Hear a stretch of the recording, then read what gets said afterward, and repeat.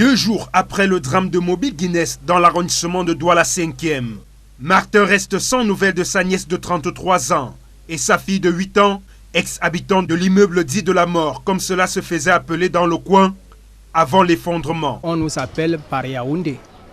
Bon, nous sommes arrivés sur les lieux en cherchant déjà d'abord par hôpital la Quintinée, c'est l'accidenté là-bas. Donc depuis, nous sommes donc rentrés ici. Toute la journée de dimanche, nous étions ici. Jusqu'à nous sommes quittés à 22 heures passées. Lundi, hier, la même chose toute la journée, ayant déjà allé vérifier à la morgue jusqu'aux garnisons, sans suite. Et nous sommes encore ici aujourd'hui, comme vous voyez là, depuis le matin. Comme lui, de nombreuses autres familles sont sans nouvelles de leurs proches. Jean Bédel est habitant du quartier. Il fait partie des premiers qui ont porté secours aux victimes.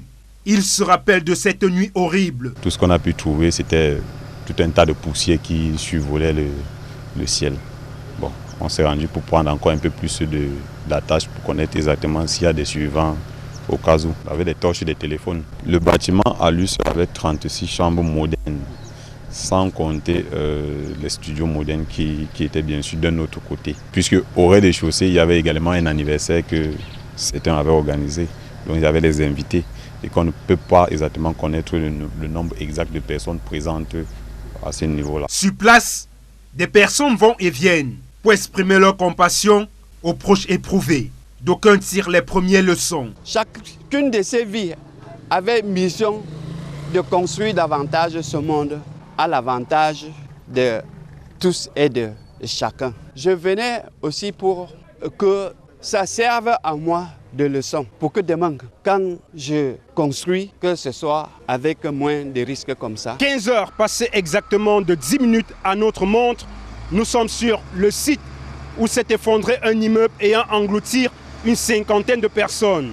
Le pointage actualisé fait état de 58 victimes, dont 37 corps extraits des décombres. Pour l'instant, 21 personnes se trouvent sous soins intensifs dans les formations sanitaires.